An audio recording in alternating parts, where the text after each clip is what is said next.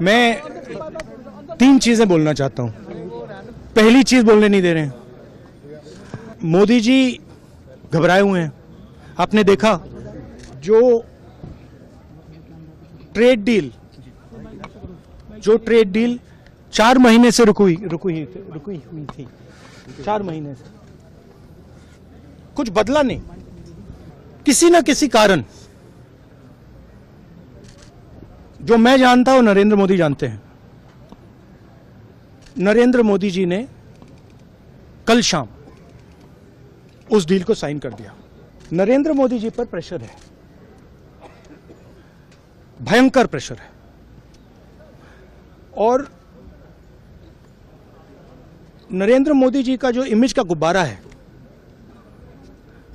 जो हजारों करोड़ रुपए लेकर बनाया गया था, वो फूट सकता है। इशू ये नारावाने की स्टेटमेंट नहीं है, ये साइड शो है, और वो भी जानते हैं, मैं भी जानता हूं। मेन बात यह है कि हमारे प्रधानमंत्री को कॉम्प्रोमाइज कर दिया गया है। किसने किया है, कैसे किया है, यह हिंदुस्तान की जनता को सोचना है। मगर इतिहास में पहली बार हिस्ट्री में एलओपी को प्रेसिडेंशियल एड्रेस में नहीं बोलने दिया है। बाहर बोल दीजिए, जो अंदर नहीं कहा दिया जा रहा है। वो तो ऑटोमेटिकली होगा जी।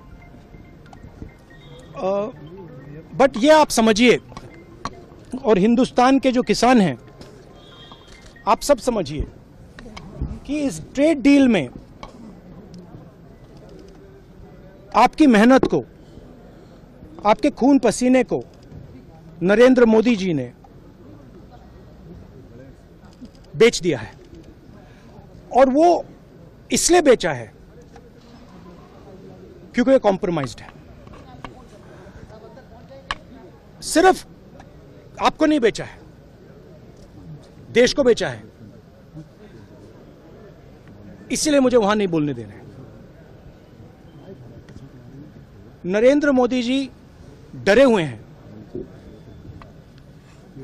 क्योंकि जिन लोगों ने उनकी इमेज बनाई है, वो अब उस इमेज को फोड़ने लगे हैं। एक अदानी जी पर केस है यूनाइटेड स्टेट्स में। वो अदानी जी को टारगेट नहीं कर रहा है, वो नरेंद्र मोदी के फाइनेंशियल स्ट्रक्चर को टारगेट कर रहा है। एक वो है। दूसरा है एप्स्टाइन फाइल्स। एप्स्टाइन फाइल्स में अभी और माल है, वो अभी रिलीज नहीं हुआ है। इसीलिए इस दबाव में आकर एप्स्टाइन फाइल्स में जो है, जो पूरा देश जानना चाहता है, मगर अभी अमेरिका ने रिलीज नहीं किया है। और दूसरा जो अदानी जी पर केस है, जो एक्चुअली मोदी जी पर केस है, क्योंकि वो बीजेपी का फाइनेंशियल स्ट्रक्चर है, मोदी जी का फाइनेंशियल स्ट्रक्चर है। तो ये 2 प्रेशर पॉइंट्स हैं। और आप ये बात समझ लो, देश ये समझ ले कि प्रधानमंत्री कॉम्प्रोमाइज्ड है।